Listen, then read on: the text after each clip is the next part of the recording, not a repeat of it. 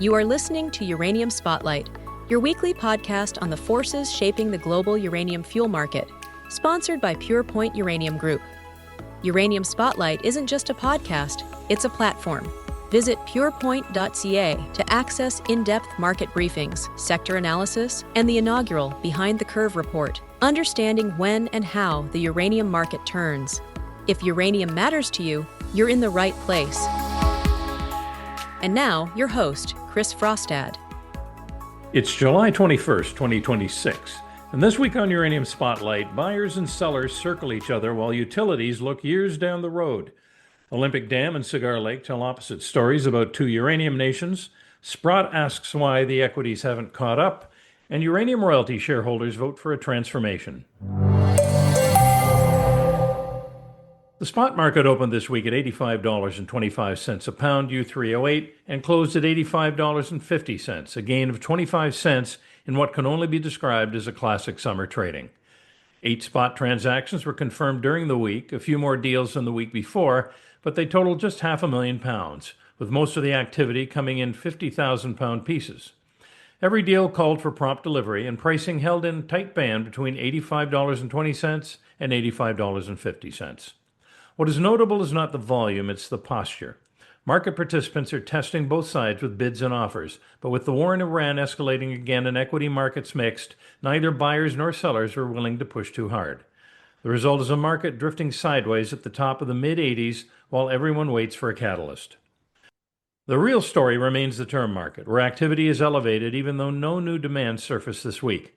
A non-U.S. utility is reviewing offers on roughly £500,000 per year from 2027 through 2031. One utility is finalizing a decision on up to £400,000 across 2028, 2030, and 2032, while a second is closing in on an upward of up to £1.4 million beginning in 2028. Behind them, several utilities are working through requests for information, with deliveries starting as far out as 2030 and 2031. Term prices reflect that pull, with the long-term price holding in the mid-90s and 3- and 5-year forward sitting above $100. For investors, the key takeaway is that the quiet spot tape is telling you less than the busy term calendar. Utilities are quietly locking in supply well into the next decade at prices above spot. In this market, it's the security of supply being repriced, not the week's print. Two mines in different corners of the world delivered two very different results this week. The two countries behind them are connected by a shared set of values, but not much else, and the results say a great deal about each nation's prospective future in the uranium industry. The mines are Olympic Dam in Australia and Cigar Lake in the Athabasca Basin region of Saskatchewan. Olympic Dam saw a massive uptick in production this year. BHP's annual results showed uranium output up by more than 15% over last year, and the final month of the fiscal year was considerably more productive than the last 2 quarters of the production at the mine in 2025. But the mine is thriving inside a country that's holding itself back.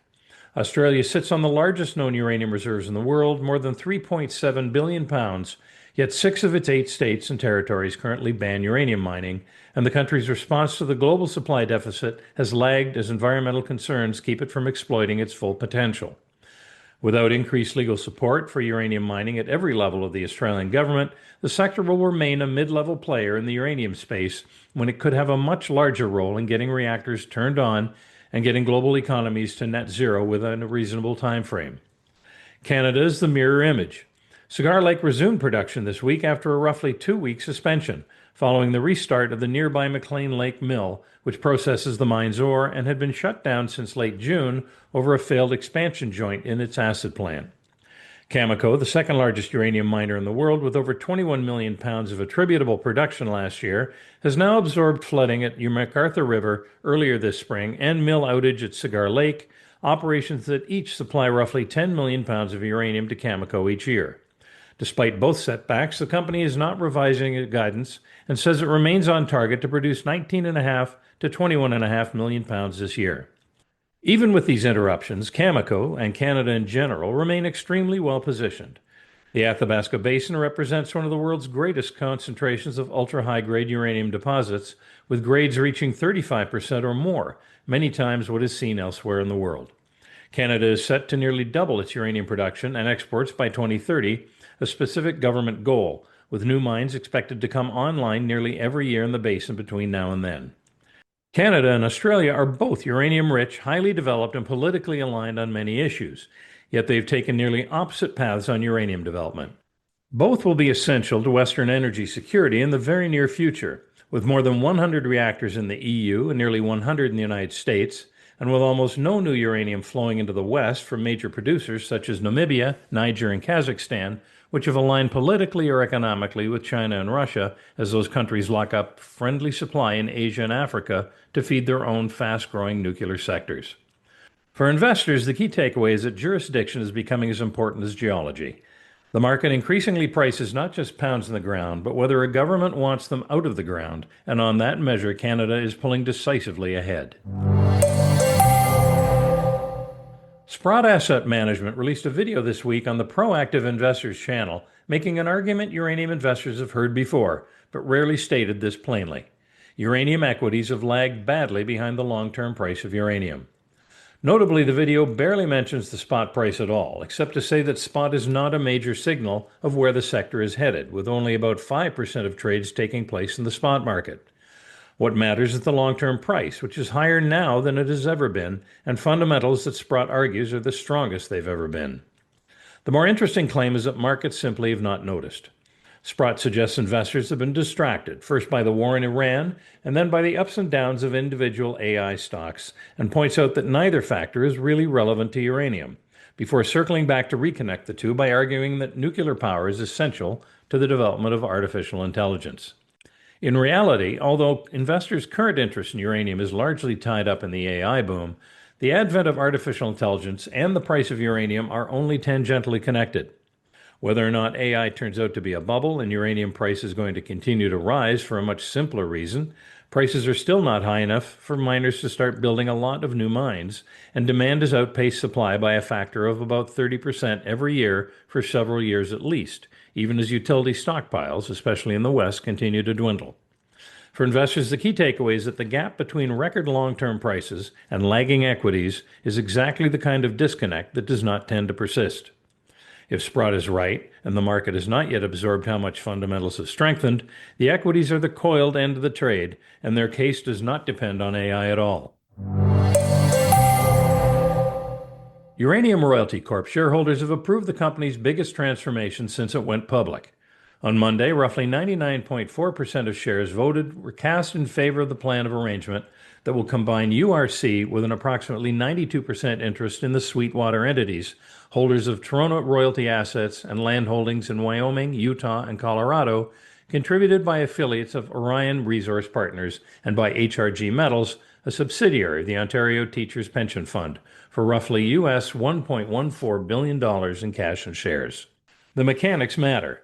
Both URC and the Sweetwater interests will sit under a newly formed Delaware parent, New URC. The arrangement is expected to close on or about July 27th, with the new company's stock trading on the NASDAQ on or about July 28th, and the existing shares delisting from the TSX at the same time. Eligible shareholders will have until 5 p.m. Toronto time on July 23rd to elect exchangeable shares in place of New URC stock. Longtime CFO Andy Marshall will step down after closing, with Eason Chen appointed interim CFO. Why does this matter? URC has been the world's only uranium-focused royalty and streaming company and the only pure-play uranium name on the NASDAQ. This deal deliberately trades that purity for scale, adding a billion-dollar portfolio of cash-generating Toronto royalties and bringing two of the largest institutional resource investors in the world onto the register, all under a U.S.-domiciled, U.S.-listed parent at a moment when American critical minerals policy is rewarding exactly that structure. For investors, the key takeaway is to watch how the market values the combined company once it begins trading and how much of its capital continues to flow towards uranium. The uranium royalty model is not disappearing, but it now lives inside a larger, more diversified vehicle, and the pure play scarcity premium URC once enjoyed goes with it. You've been listening to Uranium Spotlight, your weekly podcast dedicated to the latest developments shaping the uranium fuel market and its role in the global energy landscape, sponsored by Purepoint Uranium Group. While our passion for the sector is undeniable, nothing discussed here should be considered investment advice. Our mission is to provide a clear, balanced view of the forces influencing uranium prices and the nuclear fuel cycle. For deeper analysis and market briefings, visit purepoint.ca. Join us again next Tuesday for another edition of Uranium Spotlight.